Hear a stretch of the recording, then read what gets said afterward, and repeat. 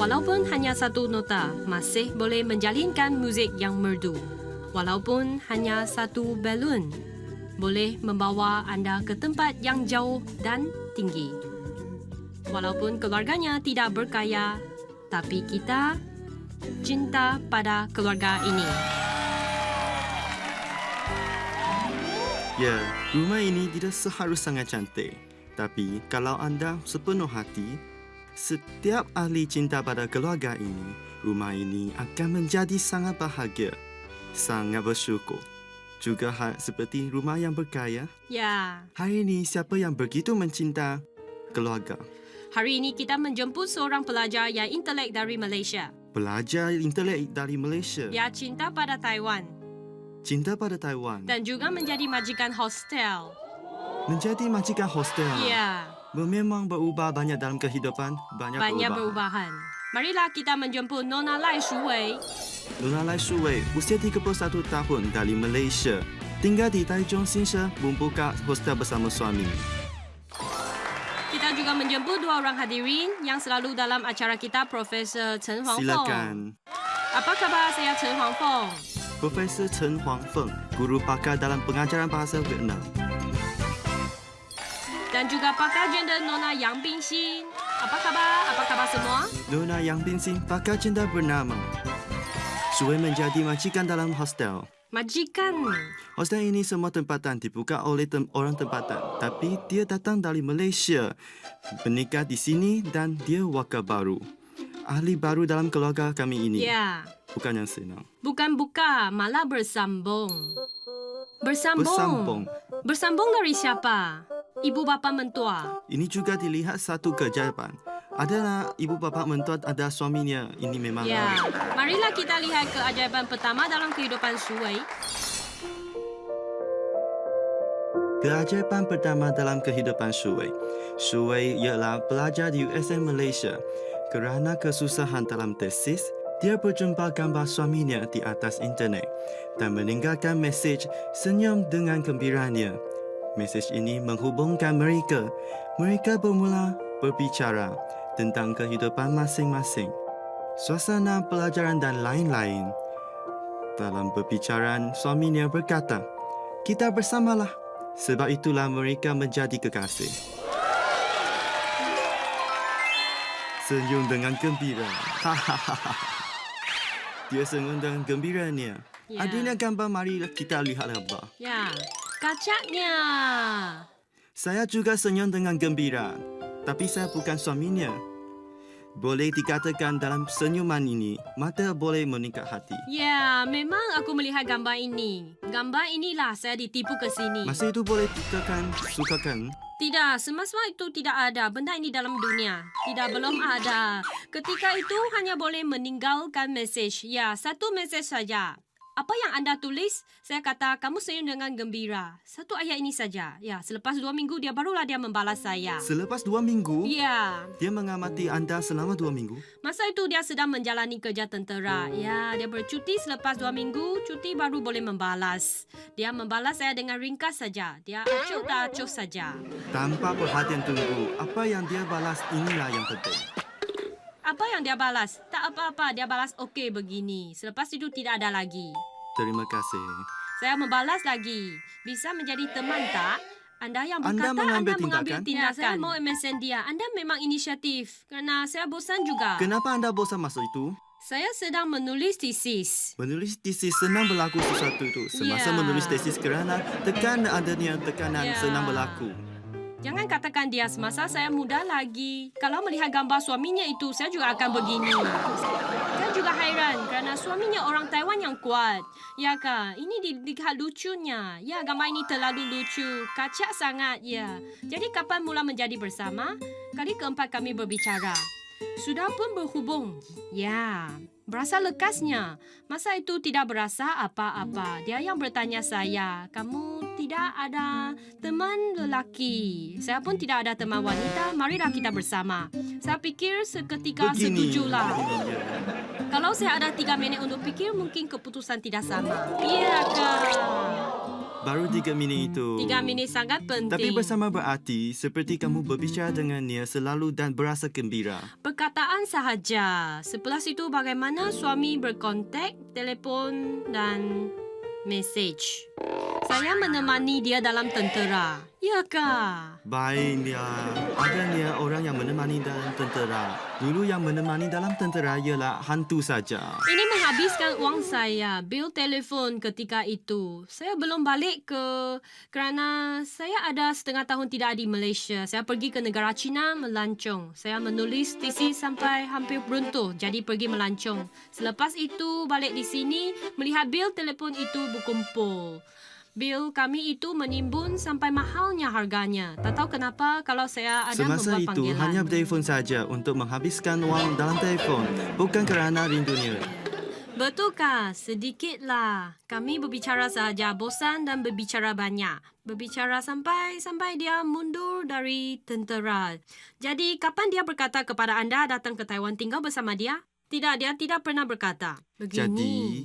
dialah yang berperasaan seperti dia tidak beban dan semula jadi Ya. tidak ada tekannya. Ya. Itulah perbuatan lelaki yang bohong. Apakah artinya? Itulah arti dialah orang yang berbohong. Bohong wanita di internet. Anda tidak pernah fikir dia berhati tulus atau tidak. Dia tunjuk kepada saya keluarganya membuka hostel. Saya melihat dan pergi ke laman web yang dia bagi. Saya fikir dia yang berbohong. Baiklah, kami bohong jugalah. Saya lah begini, semua orang berbohong saja. Saya tak takut. Kerana saya tidak tersangka banyak orangnya. Adakah saya orang yang beruntung? Saya pernah fikir, saya pun tidak berbuat apa-apa. Jauh juga bagaimana dapat ditipu. Kalau menipu, wang saya tidak bagi. Tiada apa yang boleh ditipu ya. Jadi, bicaralah sampai dia mundur dari tentera, kemudian dia mau melancong. Dari dunia wija ke dunia nyata. Ya, Pertemuan yang nyata selalu teruk dan tidak cantik. pertemuan betulkah? Kalau dia bukan seperti orang yang senyum dalam gambar itu, bagaimana? Baiklah, marilah kita melihat keajaiban kedua dalam kehidupan Shuwei. Keajaiban kedua dalam kehidupan Shuwei. Selepas setahun mereka bertemu, suaminya membuat keputusan untuk melancong di Malaysia. Dalam perjalanan selama 2 minggu dari hubungan internet ke dunia nyata, mereka saling menyukai. 2 minggu berlepas dengan cepat. Mereka balik ke tempat asalnya. Shuwei pernah memikir berpisah. Tapi suaminya berkata, cara bukannya sebab berpisah. Ketika itu, dia berjanji dengan sendiri. Untuk cinta, dia rela menyelah peluang ke England, malah datang ke Taiwan untuk program PhD. Sebab orang yang tercinta berada di sini. Banyak perubahan dalam keajaiban kedua ini. Banyak perubahan dan putar balik. Ya, Kerana anda bukan berasal dari Taiwan. ya, Ketika itu, anda cinta pada dia? seperti pertaruhan. Bertaruh. Ya, saya selalu fikir, pergilah bertaruh. Kalau saya kalah, saya ada sijil sarjana.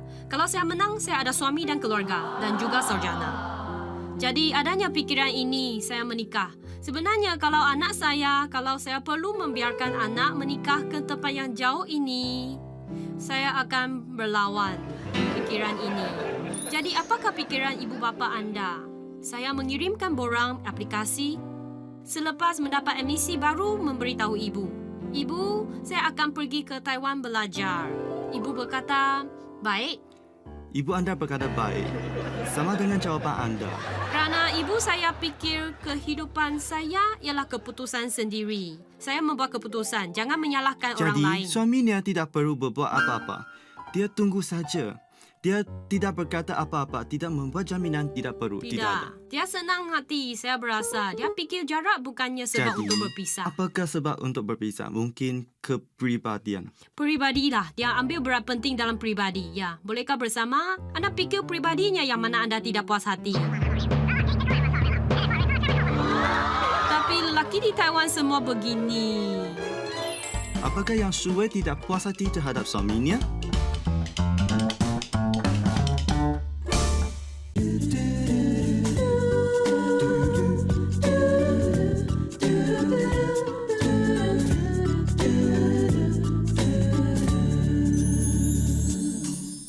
Anda berasa pribadinya yang mana anda tidak puas hati, tidak romantik.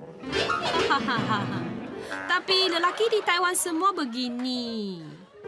Tidak romantik, tidak berhati halus. Saya berasa saya dimarah. Bukan, saya beritahu anda lelaki Taiwan lebih realisasi, tidak berbohong atau tipu. Tapi kalau yang romantik jarang, memang jarang, betul kan?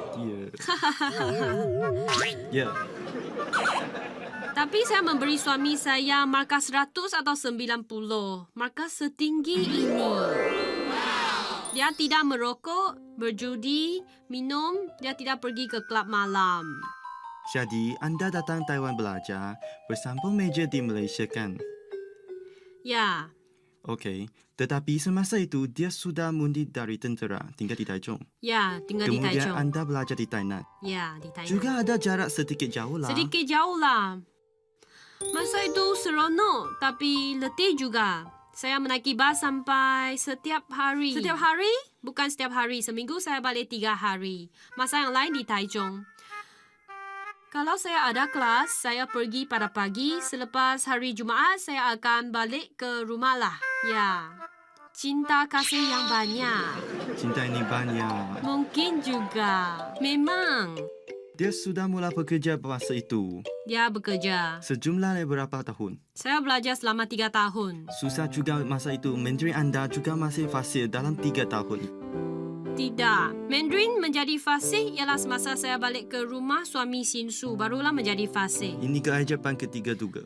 Ya, ini dikira tempoh yang susah Ya. kerana Mandarin Dan susah. juga pelajaran yang profesional, bukan hanya mengujikan bahasa betul. Marilah kita melihat keajaban ketiga dalam kehidupan Sui. Keajaban ketiga dalam kehidupan Shui. Tiba di Taiwan, semuanya harus dimulakan dari permulaan. Tekanan dalam pelajaran, Shui mahu satu keluarga untuk berasa nyaman. Selepas berbicara mereka bernikah, ibu bapa mentua juga memberikan mereka peluang untuk menjadikan majikan dalam hostel. Satu permulaan yang baru. Susah pada mulanya, masalah bahasa, perbezaan dalam berbudaya, mereka berusaha bersungguh-sungguh. Departemen Imigran menjadikan mereka modal bagi pernikahan negara asing. Ayat yang terakhir ialah modal bagi pernikahan Pernikahan negara asing. Bagaimana dikatakan modal bagi pernikahan negara asing? Saya pun tak tahu mengapa. Adanya surat, sijil ataupun tidak. Satu hari Departemen Imigran telefon saya dan berkata penolong pengetua mau melawat. Semasa datang saya terperanjat. Banyak pegawai-pegawai. Ada pegawai-pegawai dan wartawan. Saya pun tidak tahu apa yang berlaku, apa yang saya buat. Saya hanya beritahu cerita saya berulang dengan banyak kali. Pernahkah anda fikir mau balik kampung, balik ke rumah anda? Tak boleh, saya sudah menikah di sini. Bagusnya, ya. Anda perkataan menikah, semasa membuat keputusan, anda tidak apa-apa. Semuanya dari nol. Ya.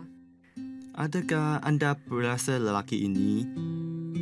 Mungkin lelaki ini orang baik juga, boleh berbicara juga, boleh menjadi satu keluarga, ataupun anda ada pikiran lain. Semasa itu saya berasa saya sudah tua umurnya. Sudah tua umurnya. Kedua-dua masih muda. Bukan kerana kawan di kampung saya semua menikah muda. Ada kawan saya sudah menjadi ibu kepada anak. Tapi saya tidak ada apa-apa. Pelajaran belum terjadi lagi. Saya berbicara dengan suami, bolehkah bagi saya satu keluarga dulu? Pada mulanya dia berasa, lelaki jangan menikah dalam umur yang muda. Dia berasa, umur 32 paling sesuai. Saya berkata kepada dia, kalau mau menikah, sekarang menikah. Saya mengambil bagasi bersedia. Jadi ini baik. Mendapat hasilnya. Umur berapa sesuai menikah di kampung? Rumah saya tinggal di tempat kecil. Kawan saya menikah dalam usia 20-an. Sudah menikah. Itulah pikiran wanita yang tradisional beginilah. Sesampai usianya dengan cepatnya menikah. Jangan melebihi usia itu. Ya, sebenarnya saya berasa dia nasib baik. Kerana banyak orang menikah dengan sesiapa saja semasa umur ini. Tapi mungkin itu tidak sesuai. Tapi sepanjang jalan terlihat nasib baik juga. Jadi selepas menikah, anda menjadi majikan dalam hostel itu. Semasa itu, suami tidak mau balik ke bisnes rumahnya. Tidak, dia mahu. Bukan dia mau kerana dia berasa sinsa tempat yang kecil saja. Kalau mau pergi ke bandar untuk menonton wayang, perlu 1 jam untuk pergi, 1 jam balik. Ataupun 40 minit terlalu letih. Temannya di bandar juga. Dia berasa balik ke Sinse seperti orang tua. Tapi ibu mentua berkata kepada saya setiap hari dia berbicara dengan saya, baliklah, tak apa-apa. Balik sini dan membuat bisnes. Saya fikir ibu mentua sudah pun berkata, saya berbicara dengan suami dan berjanji juga. Kalau anda balik ke bisnes, saya akan membantu. Akhirnya bantu juga pelajaran saya terhenti. Ya, jadi adakah perjalanan lancar? Letih pada mulanya kerana saya apa-apa pun tidak tahu. Telefon juga menjadi masalah kerana saya tidak tahu bahasa Mandarin. Tidak fasih masa itu. Adanya tetamu yang bercakap Taiyu. Tahukah anda mulanya bercakap Taiyu? Tunggu sebentar, saya panggil suami untuk menjawab. Adanya perkara juga seperti saya tahu memasak. Dulu saya tidak tahu kerana rumah tidak memasak. Kerja seperti membersih, banyak untuk belajar juga. Jadi sekarang anda membantu membersih juga. Ya, cuci tandas juga perlu membuat sendiri. Ya. Ini bukan bermula dari nol saja. Susahnya. Adanya satu ayah dipanggil. Mungkin sayalah orang terbaik itu. Banyak keyakinan. Apakah yang dikatakan sehingga semua tetamu beraksi?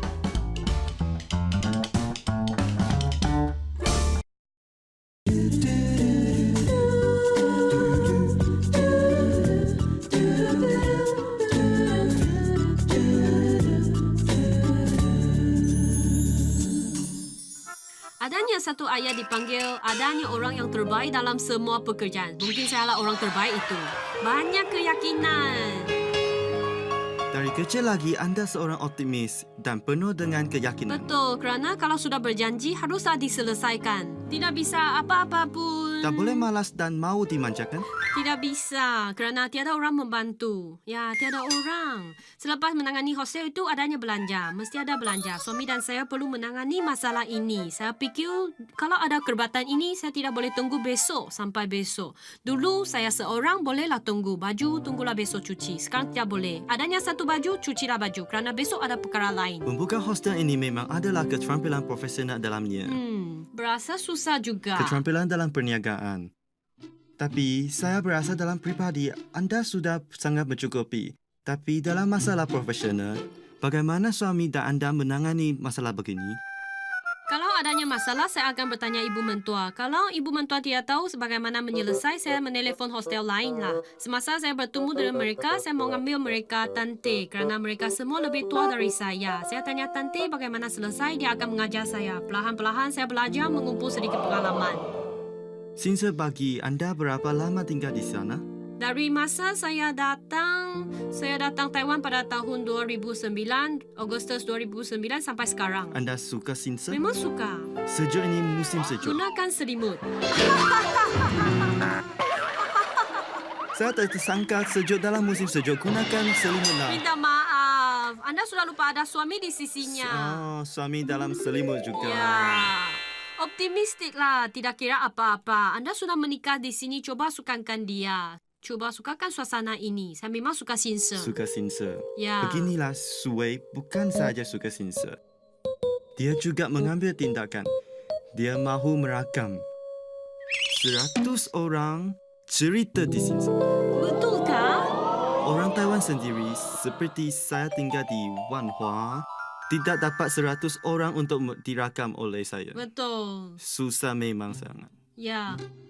Marilah kita lihat VCR-nya. Marilah kita melihat. Mari kita melihat. Suwei kerana cinta pada seorang, dia bertaruh dengan masa depannya. Bertaruh sendiri, meninggalkan kampung, datang ke tempat yang baru. Semua bermula dari nol. Cara hidup, suasana belajar, masalah bahasa. Semua dia hendaklah mengatasi. Dari tak tahu sampai tahu, ini jalan yang susah. Dia mau mengatasi masalah suasana, dia tidak terhenti belajar. Untuk mengenali komuniti. Di Sinse, dia tidak ada teman, dia tidak tahu tempat ini. Tapi Suwei masih optimis. Kerana di Sinse, dia dapat melihat orang yang baik hati. Dia tahu di luar perlukan teman. Perlahan-perlahan, dia tahu orang yang baik hati banyak di sini. Yang sangat menyentuh hatinya. Impiannya ialah berharap dapat menyertai dalam keadaan sosial, mengenali kampung sendiri kerana kehidupan di sini mungkin 50 tahun, 60 tahun. Jadi impiannya ialah mahu mengumpul 100 orang cerita di sini. Menulis cerita mereka atas kertas, mengambil gambar mereka, menulis sebuah buku yang mengenai cerita kami, menulis sejarah untuk orang Sinse kerana Su Wei mahu orang lain tahu dialah seorang yang menikah dari Malaysia ke Sinse. Datang untuk mengenai Sinse, semua orang menyambutnya. Inilah orang Sinse yang berdarah panas, membawa dia berjalan-jalan, dia bertanya dan mendengar. Orang lain berasa dia memang gadis yang baik. Wow, ini memang tersentuh. Ya, tersentuh. Saya tersentuh kerana walaupun kami sendiri yang membuat tayangan atau video, atau tahulah video ini sangat senang, memang senang saja. Kerja edit juga tidak susah sangat, yang termudah sekali kerana sebab inilah dia didampak kemunian, sederhana, kehendak yang ditulus, kesentuhan yang mudah. Ya, selepas melihat memang tersentuh. Terima kasih. Rakaman ini lamakah? Tidak lama sebenarnya. Suatu hari berbicara dan fikir yang banyak saya tidak tahu.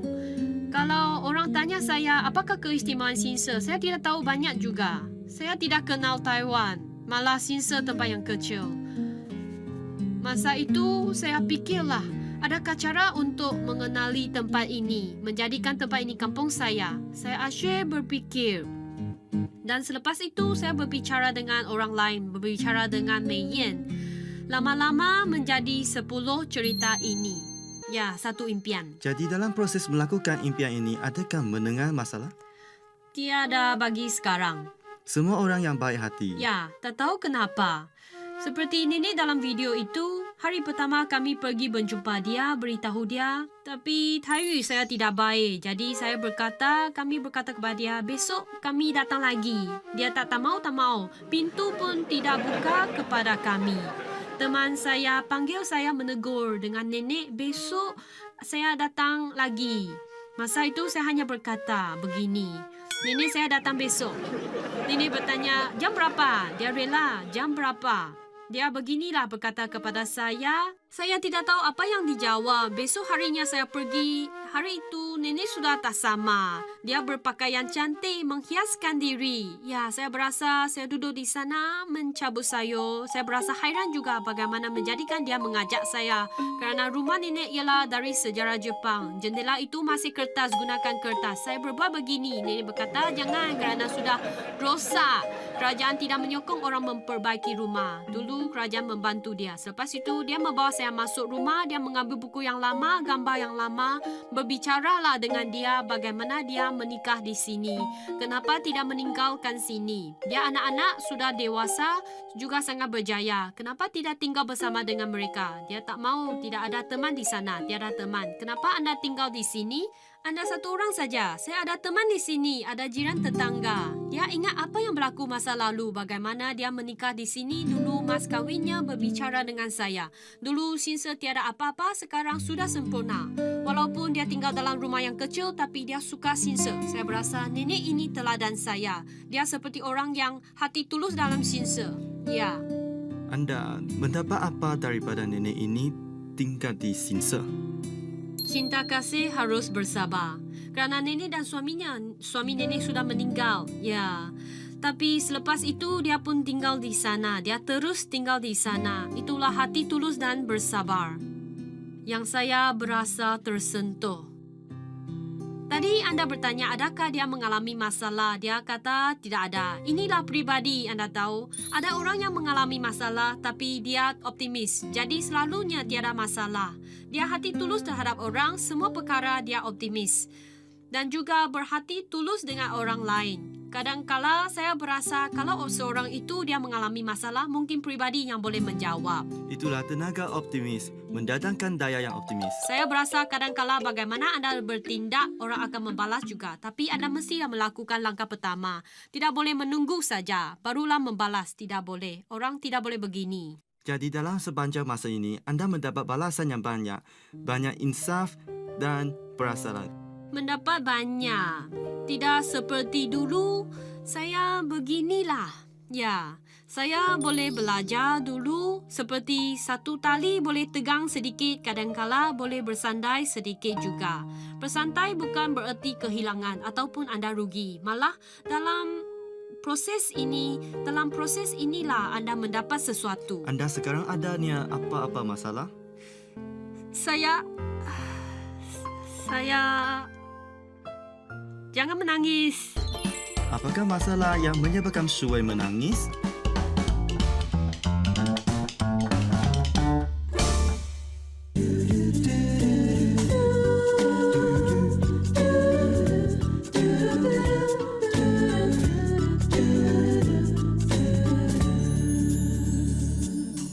Anda sekarang adanya apa-apa masalah? Kerana saya sekarang pelajaran terhenti. Adakah anda berasa sayangnya? Tidak, kerana inilah keputusan saya. Saya tidak ingin berfikir masalah ini. Tapi tak berfikir semestinya tidak ada. Ya, saya belajar untuk ibu saya. Belajar untuk ibu. Kenapa? Ibu saya ialah berbicara ibu ingin menangis. Kerana ibu saya hanya belajar sehingga sekolah rendah. Dulu saya belajar yang tidak baik. Saya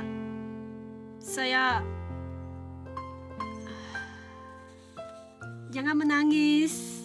Adanya satu kali ibu saya menangis kerana saya tidak berguna. Masa itu saya berusaha bersungguh-sungguh. Saya bangun belajar jam 3 pagi setiap hari. Jam 3 ibu menemani saya. Saya bangun jam 3, dia membuat kerja rumah. Saya belajar di kamar, dia bekerja di luar. Saya bersungguh-sungguh sehingga ke universitas. Dia berkata kepada orang lain, tak tersangka anak saya pergi ke universitas. Dia berasa saya satu bonus. Saya berusaha selepas 3 tahun, saya wisuda dan nampak dia menghadiri majlis wisuda. Dia beli baju baru dan kasut baru menghadiri majlis wisuda. Saya bertanya ibu maukah anda melihat saya dengan topi yang lebih besar? Ibu kata baik. Jadi saya terus belajar semasa mencapai master. Selepas saya mendapat master, ibu juga membeli baju baru, seluar dan kasut baru datang. Selepas 2 tahun, ibu bapa gembira. Selepas itu, saya belajar lagi. Saya bertanya ibu saya dapatkan yang terbesar bagi anda. Yang terakhir baik? Baik. Asalkan anda suka. Ibu bapa, saya tidak pernah menghalang apa yang saya mau buat. Saya berasa belajar untuk dia adalah tenaga terbesar. Saya pernah fikir pada hari saya menikah, saya beritahu suami saya. Hari menikah, saya memberitahu dia kalau saya memakai pakaian kahwin, bersedia untuk majlis pernikahan. Kalau ibu berkata, anak pulanglah rumah, saya akan meninggalkan suami saya. Saya ada berkata begini, ibulah orang yang terpenting dalam kehidupan saya. Saya berasa saya berhutang kepadanya. Semasa pelajaran saya terhenti, saya telefon rumah. Saya takut. Ibu akan berasa saya menjadikan dia berputus asa. Ya, saya takut dia berasa begini. Tapi ibu saya tidak begini. Baik juga kalau sekarang anda letih. Baik juga rehat sekejap. Rehat sekejap dan membuat perkara lain. Banyak masa untuk anda belajar. Baiklah, saya hati tenang. Selepas 1 tahun, 2 tahun, ini kali sudah tahun ketiga. Saya berkata kepada dia, saya terhenti lagi. Dia berkata, baik, tak apa-apa. Buatlah perkara lain dulu, barulah balik ke sekolah. Saya berasa ibu tidak begitu mengambil berat adakah saya wisuda. Tapi saya berasa sudah janji. Saya janji seperti anda orang yang berjanji. Selangkah lagi. Saya berasa anda fikir banyak. Saya berasa kami sebagai ibu, saya menjadi ibu juga. Saya berasa ibu anda menangis semasa itu kerana anda sudah tersesat. Anda tidak belajar. Seperti sudah kehilangan arah. Jadi dia menangis, dia putus asa. Tapi anda selangkah demi selangkah. Adakah orang sebagai ibu apa? Anda berasa anak berjaya? Bukankah semestinya mendapat PhD kah? Kami berharap asalkan dia bahagia. Jangan memikul tekanan ini. Sebenarnya dalam kehidupan banyak pengalaman.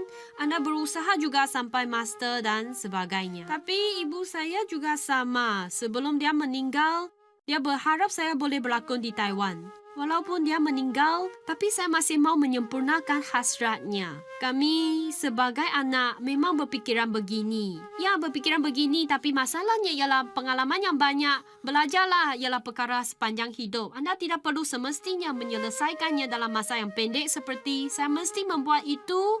Anda menjadikan sendiri tertekan, ketegangan. Dulu saya belajar di Taiwan, saya lebih susah kerana masa itu anak saya masih kecil. Anda perlu tahu bagaimana melepaskan tekanan. Itulah yang terpenting. Kerana tidak boleh dalam masa yang pendek, tekanan terlalu banyak. Saya berasa anda orang yang kuat, mau sempurna, mestilah melakukan sesuatu. Sebenarnya saya juga, tapi kita perlu tahu bagaimana memberi kita ruang dan masa yang cukup. Kita selalu berkata, saya mempunyai masa sendiri, saya menjadikan saya semasa kesendirian, saya memberitahu saya bagaimana menjadikan orang bahagia. Saya juga berasa bahagia. Sekarang saya fikir saya sudah melepaskan pelajaran saya. Sementara, tapi saya berhutang kepada ibu. Walaupun dia tidak mau apa-apa, tapi kalau saya tidak belajar, dia bersenyum juga. Tapi, saya yang bertegang. Saya berasa tertekan. Kerana saya yang berjanji dulu, kenapa tidak menyelesaikannya? Membantu dalam hostel juga sesuatu yang saya janji kepada suami. Saya sudah janji, sudah pun ternyata. Adanya satu anak juga. Sekarang saya ada 3 perkara, saya berasa keluarga saya lebih penting.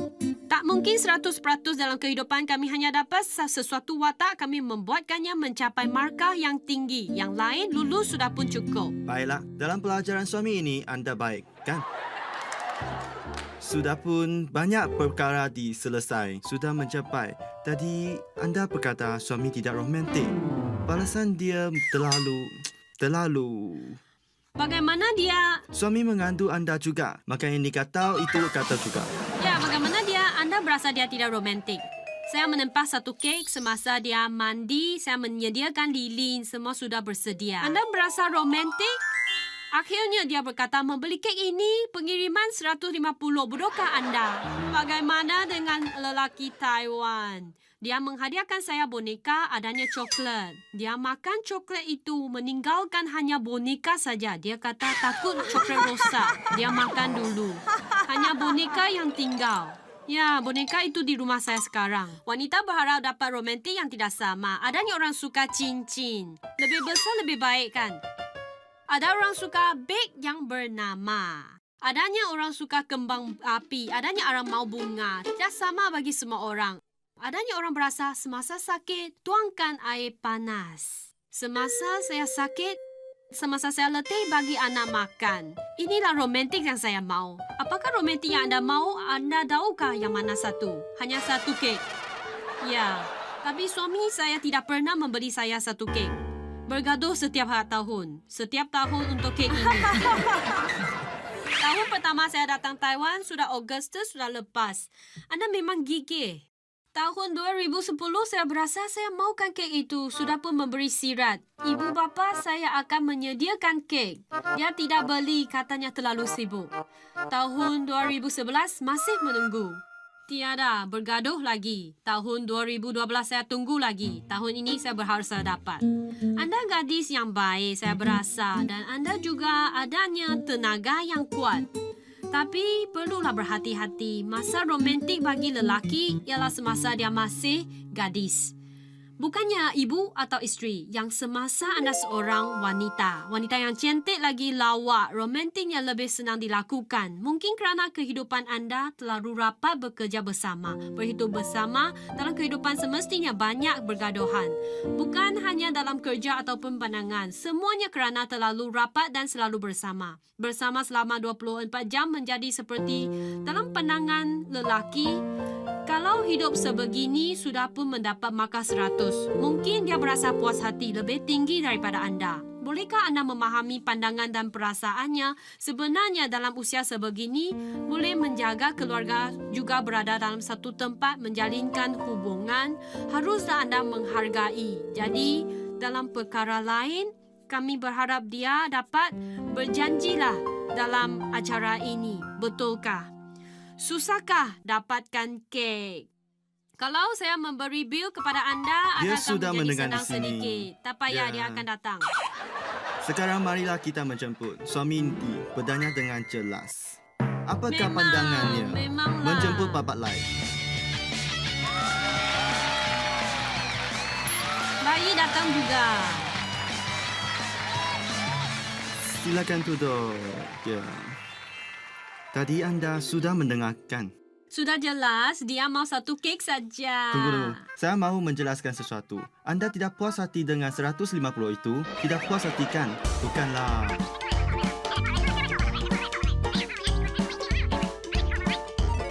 Apakah sebabnya suami tidak mahu membeli kek itu?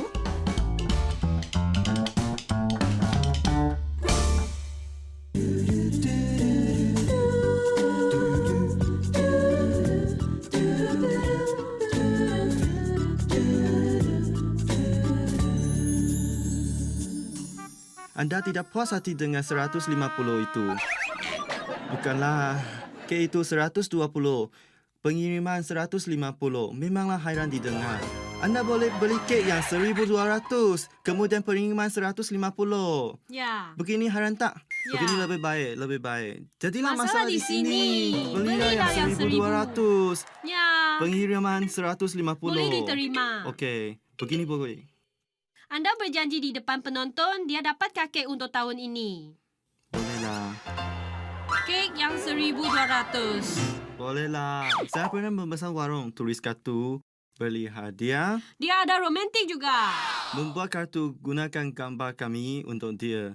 Menyimpan jumlah 701. Kerana hari jadinya 1 bulan Julai. Simpan 800, habiskan 99 kerana tidak boleh simpan 1. Cara Ya. romantik ini lainlah caranya. Tapi anda mahu kek saja. Ya, saya mau kek itu. Itulah masalah Anda. Betulkah? Anda terlalu gigih dalam hal ini. Bukan, saya berkata sekali, satu kek cukup. Jangan bagikan saya yang tak mau. Saya selalu berkata kepada dia bahawa tak perlu beg bernama bagi saya, tak perlu pakaian yang cantik, saya boleh makan di toko tepi jalan. Anda hanya perlu bagi saya satu kek setiap hari jadi kerana ibu bapa saya akan memberikan saya satu kek. Kerana ibu saya tiada di sisiku. Ya, saya mau kek itu saja, ya. Semasa bersama dengan ibu saya berkata satu kek saja, besar kecil asalkan ada. Bapa lain anda dengar tak? Dalam kek itu sebenarnya artinya ialah dia merindui ibu bapanya Tapi dan keluarga. Tapi saya mahu berbicara untuk dia dengan adilan. Bagaimana? Dia sudah berbuat banyak. Tak kira. Betul kan? Satu kali saja sepanjang masa ini. Bagaimanakah romantik dilakukan dalam situasi Ya. semasa dia bukan isteri, dia bukan majikan. Malah semasa dia seorang wanita, barulah romantik boleh dilakukan. Betulkah? Tapi sekarang susah mendapat peluang ini. Kenapa? Kerana adanya anak. Boleh diaturkan bila-bila masa? Ya. Betul. Dia tidak mahu. Dia tidak mahu berpisah dengan anak. Saya tidak boleh berpisah kerana terlalu sakit. Apabila saya mengandung, susah sangat. Mengandungan sangat susah. Memang susah. Ya, semasa lahir juga susah. Tapi selepas melahirkannya, saya berasa gembira kerana saya juga seperti orang lain adanya anak dan suami. Menjadi ibu, ya. Tapi saya mau mengingati anda dalam kehidupan anda seperti ini. Anda haruslah berhati-hati. Walaupun anda tidak boleh berpisah, dengan anak akhirnya berlaku juga. Seperti anda dengan ibu. Suamilah orang yang menemani anda sepanjang hayat. Saya nampak banyak suami isteri. Mulanya, hubungan mereka rapat. Tapi kerana ibu dengan anak terlalu rapat, sehingga jarak suami isteri menjadi jauh. Jarang berhubung. Sebenarnya inilah yang tidak sihat. Kadang-kala anda boleh, kalau ibu bapa menolong, anda dua bercutilah sementara, bagi peluang untuk berhubung. Dengan cara ini, mungkin kek senang didapat. Mungkin boleh coba lain kali. Tapi sebenarnya Shuwei mengenali dia di internet. Semasa anda mengenali dia, itulah di internet. Jadi mungkin bukan yang nyata. Ya, berasa seperti mimpi kerana tidak pernah bertemu, hanya atas komputer. Gambar atas komputer tidak jelas juga, tak sama dengan sebenarnya. Bagaimana orangnya? Baik. Lebih baik dari komputer. Jadi barulah ada cerita. Apabila mundur dari tentera, anda pergi berjumpa dia. Sudah adakan fikiran kerana berasa anda seperti... Baiklah seperti... Tiada apa-apa rancangan, tiada apa pandangan. Betulkah? Semasa itu memang begini. Kerana saya hanya fikir untuk bercuti bersenang, pergi melancong dengan dia. Hanya melancong saja, bukan yang bergurau. Dia yang pergi melancong. Inilah perlu jelaskan, pergi ke Malaysia untuk melancong dan juga memberi peluang mengenali sesama. Kesimpulannya, dia sebagai seorang gadis yang tinggal di Malaysia, apakah perbezaan yang paling besar? Saya berasa orang Malaysia semuanya sangat berdikari. Dengan teman saya di Taiwan, banyak perbezaan. Inilah yang mengagumkan saya. Orang Taiwan juga berdikari. Apakah ini? Tidak samalah. Ya. Mereka sangat berdikari. Misalnya, mereka boleh memandu dari Penang ke rumah selama 8 jam. Memang berdikari. Ya, memang. Dalam semangat menyelesaikan masalah, mereka berfikir dalam, Mungkin kerana pribadinya yang gigih. Ya, berkenaan kerana segalanya begini. Pribadi yang gigih. Itulah yang anda suka. Ya, jadi apakah yang anda suka kan? Suami saya bisa berbicara. Dia tidak berperangai. Ya, dia tiada perangai. Setiap kali saya yang marah kerana saya bising. Saya seorang yang tidak sabar. Semasa saya kerja misalnya, saya panggil dia memindah pasu bunga itu dari sini ke sana. Dia berkata, baik, tunggu sebentar. Saya akan buat perkara itu. Sebenarnya saya sudah lama menunggu. Saya tunggu sebentar selepas saya habis kerja lain. Pasu masih di sana. Jadi saya pindah sendiri. Selepas itu saya tidak akan minta. Kerana inilah pribadi saya dari ibu. Saya akan buat apa yang saya boleh. Kalau tidak boleh, saya minta. Kalau saya minta, artinya saya perlu bantuan. Anda haruslah bantu saya. Ya. Kalau saya boleh, saya tak minta. Selepas itu dia tanya, kenapa anda tak minta? Saya tunggu lama. Saya tak suka tunggu. Kerana ada kerja lain yang tidak bisa menunggu. Tapi dia nampaknya senang saja. Suami seorang yang senang. Relax. Tapi sini kami lihat suami bertoleransi juga. Ya. Anda dua melengkapi sesama. Ya, mendengar dan bersabar. Tapi saya baik terhadap dia juga. Adakah itu? Bagaimana anda baik terhadap dia? Berbicaralah Kami ada sekarang. 2 pakar di sini. Semua temannya tahu. Temannya berkata dia berbuat benda yang baik. Dia dapat balasan yang baik. Dia dapat menikah dengan saya. Temannya berkata begini. Terpujinya dia. Kerana setiap hari dia bangun dulu bekerja di Taichung. Dia bangun dan ubat gigi sudah bersedia. Baju sudah bersedia di karma. Di dapur adanya minuman panas dan roti. Anda yang menyediakan? Ya, setiap hari. Seperti tetamu di hostel anda. Selepas kerja, makanan sudah pun siap. Tapi suami memang baik terhadap saya. Saya pergi membeli sayur, ibu mentua pun iri hati. Setiap kali saya pergi pasar, beli sayur, dia menemani saya. Dia tentu menemani saya. Saya tak pernah keluar sendiri. Tidak sekalipun. Dia menemani saya.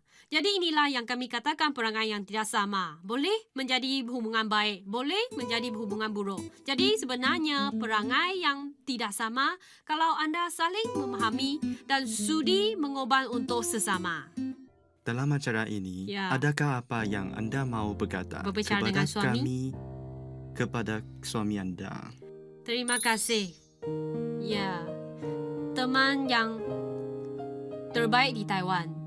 Teman yang pertama, teman terbaik. Akan menemani saya sepanjang hayat. Tapi perlulah menemani saya pulang. Ya, setiap tahun 2 kali. Inilah yang saya minta. Ya, saya akan menjadi sabar sedikit. Ada dia direkam? Tunggu.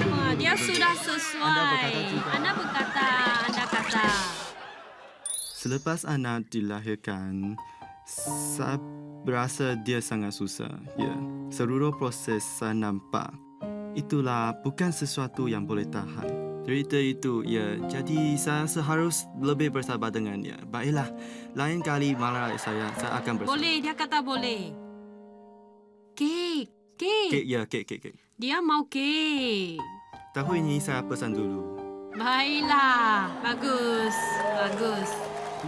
Saya membaca satu cerita adanya budak lelaki berkata kepada perempuan semasa mereka budak kecil. Lelaki berkata, saya BF anda. Apakah artinya dia kata best friend, kawan terbaik? Mereka dewasa, lelaki itu berkata saya BF anda, boyfriend. Mereka dewasa lagi, mereka menikah dan adanya bayi, dia berkata saya BF anda, baby's father. Akhirnya mereka menjadi tua, dia berkata saya BF anda, be forever. Cerita ini disembahkan kepada anda. Terima kasih. Terima kasih. 朋友，谢谢两位来到我们的节目，谢谢，谢谢，也谢谢，谢谢，谢谢，谢谢，老师，谢谢，谢谢，谢谢，谢谢，谢谢，谢谢，谢谢，谢谢，谢谢。